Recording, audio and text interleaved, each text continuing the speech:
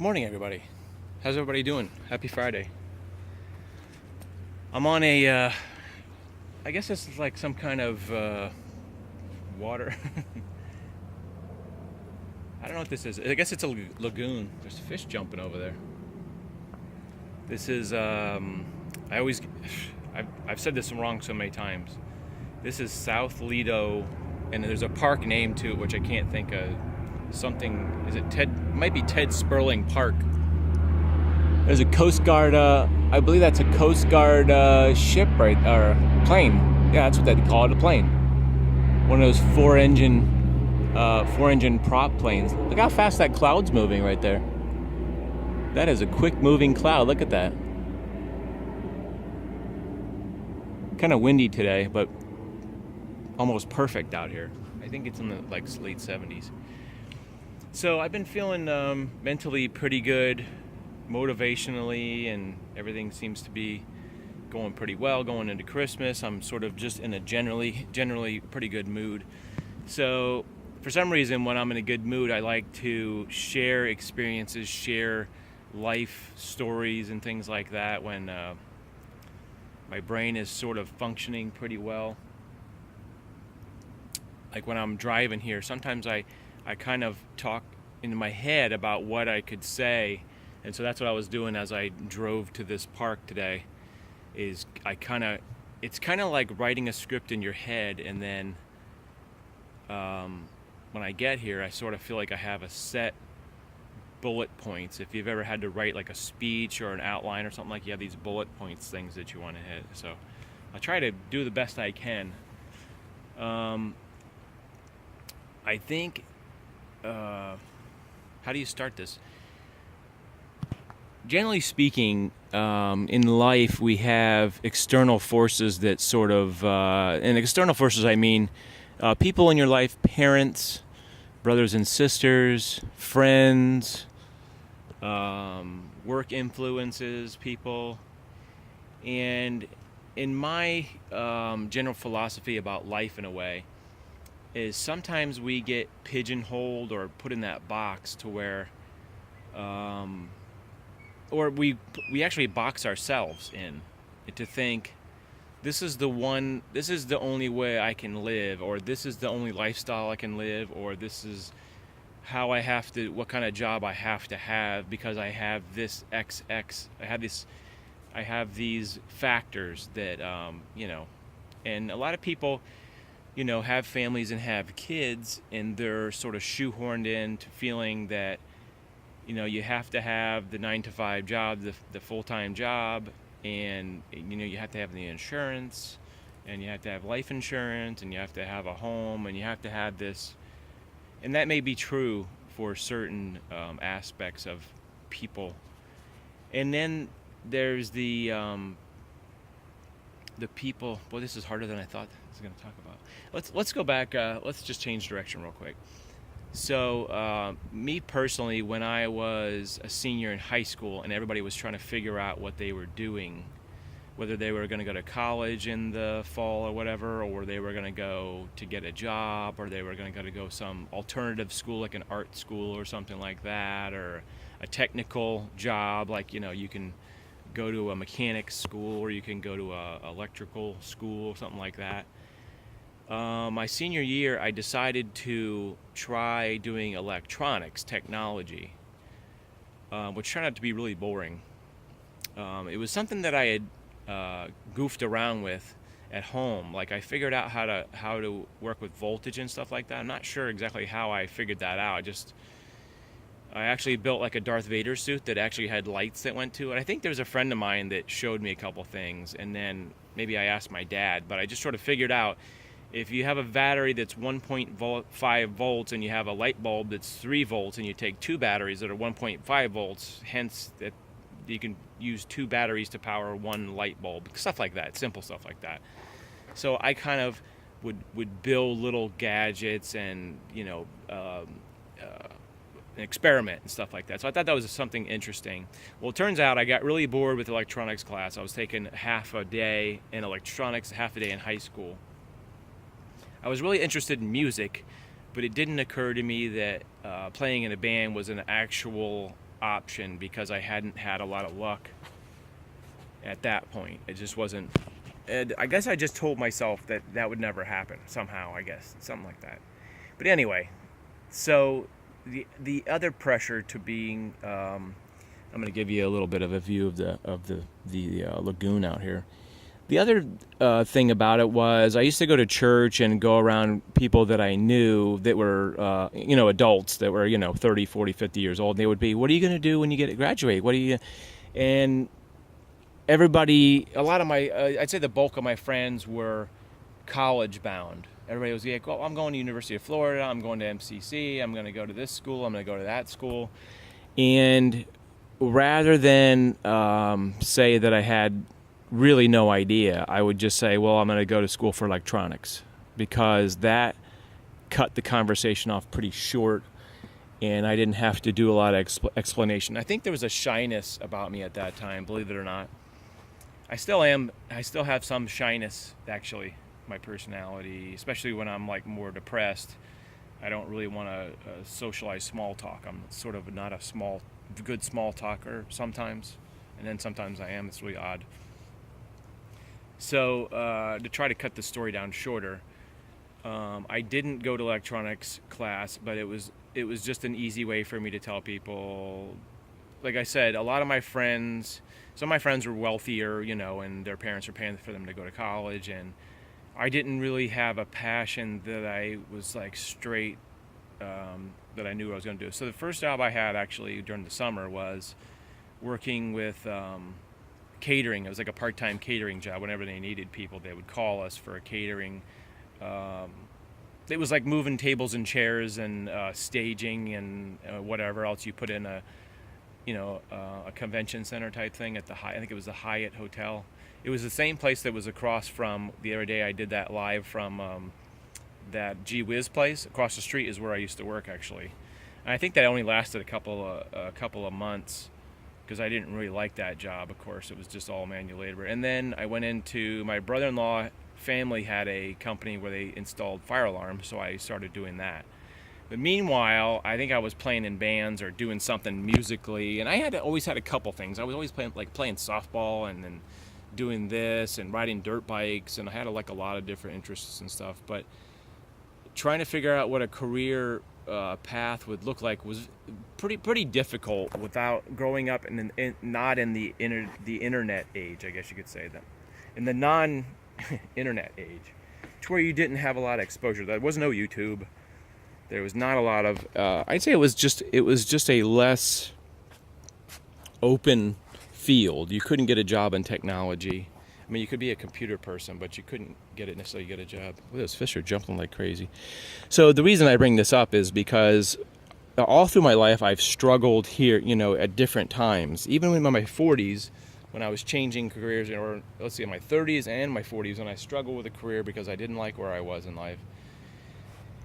And where that comes in with people that are like, say, your parents or your wife or your brothers and sisters. I read a lot of books and I read a lot of autobiographies where people are always telling people that you're just wasting your time with that. That's sort of the attitude that like I said, the people that are the 9-to-5ers and I'm not saying that in a negative way. The 9-to-5ers, the people that sort of work a standard type job. They work at a bank, they work at a doctor's office, they work for a hospital, they work for a construction company. Boy, those fish are jumping like crazy. Wow.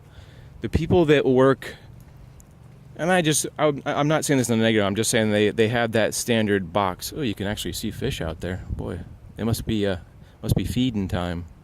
There's some fish right there that you can kind of see. Sorry, I'm getting off topic again. This little lagoon is probably only a couple feet deep out here, I think, as far as I know. Could be 5 feet deep, I don't know. Those fish are jumping like crazy out here. Must be the time of day. There's one. You saw that, right? Right there. Sorry, getting off topic. All right, so people can peer pressure you and push you and or be naysayers. That's where I've heard it say is, that you're not going to make it. And if you want to be an artist and make beaded necklaces, I mean, like, you shouldn't pay attention to that. crap of people saying to, well, like if you want to be a music artist, be in a band, people are like, well, you need something to fall back on. I think that's the old school of thinking from, I don't know, maybe even the 80s, is you have to go to college, you have to get a good job, you want to raise a family. I think that what it is people that have had that life experience and they've never gone outside that standard mold don't believe that you can be anything you want to be. You can be a guy who sells surfboards. You can be a guy who, builds tree houses for a living. And the way TV has evolved since the 80s when I went to school is it's expanded to where they have all these, you get to see what people can do. And part of the equation is also our own mental blockages telling ourselves, well, I can never do that.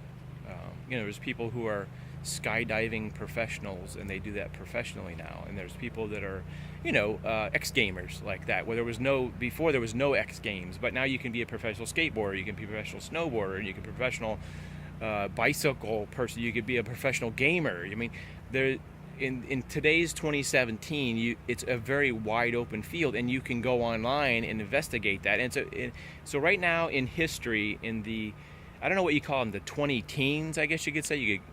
The 20 teens is a very wide open place because it's an infinite palette of things you want to do. So how do you figure out how you want to do, what you want to do, how you want to do? I think mainly it's doing jobs that you don't like that narrows down the field of what you do like. So my experience and my philosophy is try as many things as you can and figure out what you don't like, and that narrows down the field of what you do like. When I finally went to school when I was 24, I went to school for television, and even when I was in school, I think my head was still like, I want to be like a music producer or music engineer, recording engineer, like music and stuff like that. And then when I got to do television, I had already been doing stuff with home video at that time, and it still didn't occur to me that that would be something that I would actually enjoy.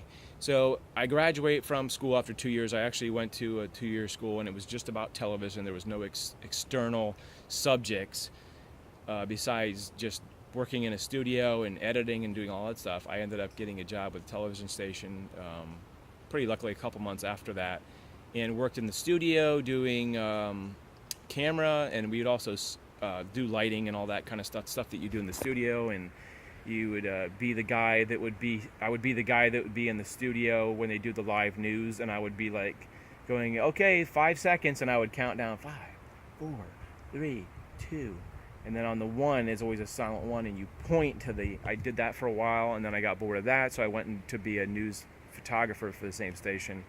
And then I ended up doing freelance stuff, working on some short, small movies, and doing some production, commercial production, kind of all kinds of goofy stuff. And eventually I got tired of that, so I went into construction for a while just because I needed to make money. And so that's a long story of like how I got here, but that was my early background, my 20s. So, coming full circle, college is not for everybody. School is not for anybody. In high school, my good subjects were English, I could get A's in, science, I could get A's in, depending on the teachers, maybe like history or something like that. And we had some electives that were some interesting electives that were kind of fun, and I'm trying to think, we had some kind of current events, and I had a science fiction class. It was all about watching movies and reading books about science fiction, which was right in my wheelhouse because I love, science fiction stuff.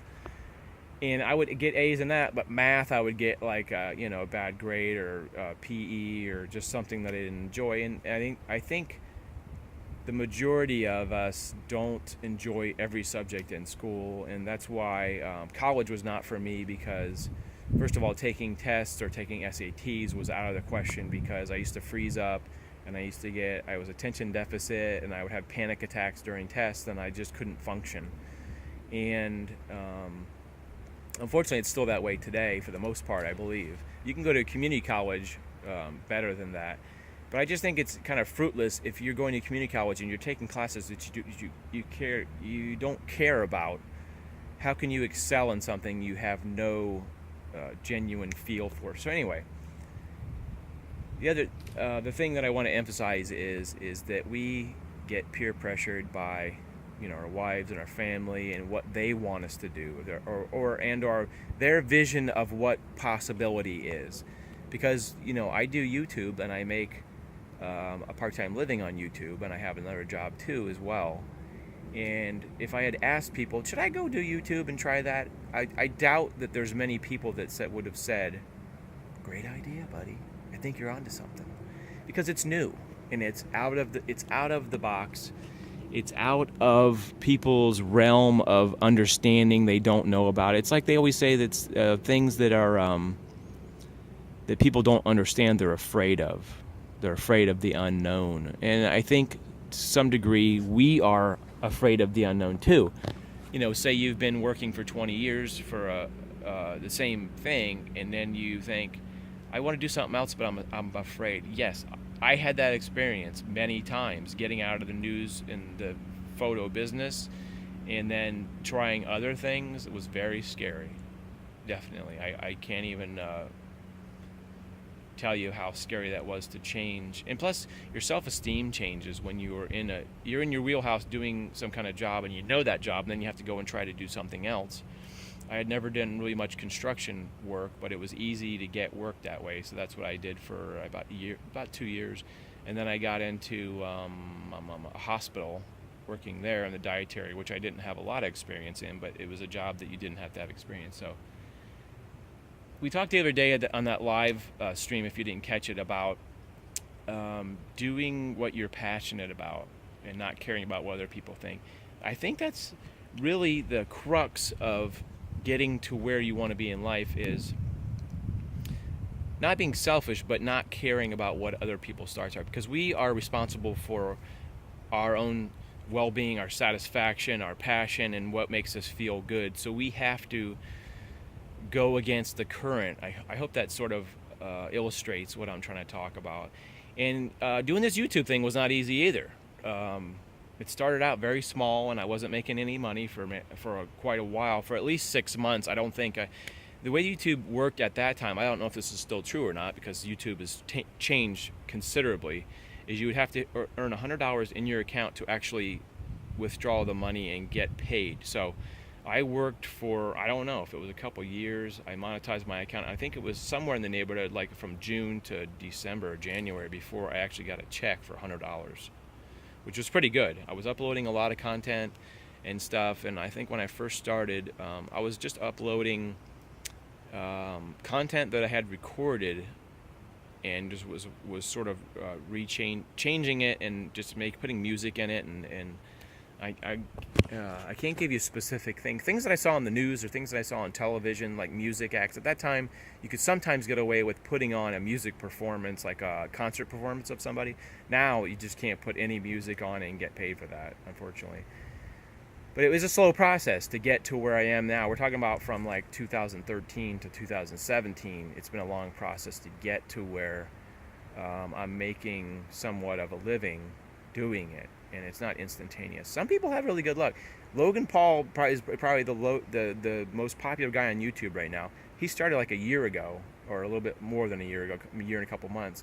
And the guy is making an incredible truckloads of money because he's been able to parlay his Vine experience. So I hope that makes some sense for you guys, is that you have to break some eggs to get to your where you're comfortable in life, and you have to buck the image that other people have for you, and you have to kind of.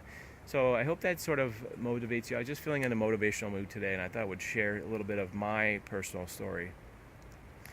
And I always try to illustrate as much. It is a really hard climb. It's like I kind of gloss over the hardships and sometimes about it, but these fish are still jumping like crazy over there. It's a fish jumper's paradise. Anyway, I hope you guys had a good week, and hopefully I'll be in video mode to be doing some more videos. In another week, I'll be having some time off from work, so hopefully I'll be doing some hiking and some different videos. Hopefully doing some, sort of adventure videos, and I hope to go out to Myakka and do some more hiking out there and stuff like that. I'll have more time, as well as I'll be home doing some home work at home, trying to fix some things and change some things around. And anyway, I hope you guys are absorbing in a good place, and if you have any questions, shoot me a comment or below down there, or subscribe if you haven't subscribed. And I also sell t-shirts, and I think you can go to my homepage and find that link. Maybe I'll try to remember. I always forget to put links in the bottom. Anyway, so I sell seashells by the seashore, and also sell t-shirts. Anyway, have a great week, guys. Hope you guys are doing good. Thanks for all the support. Have a great week. We'll see you in the next one. Take care.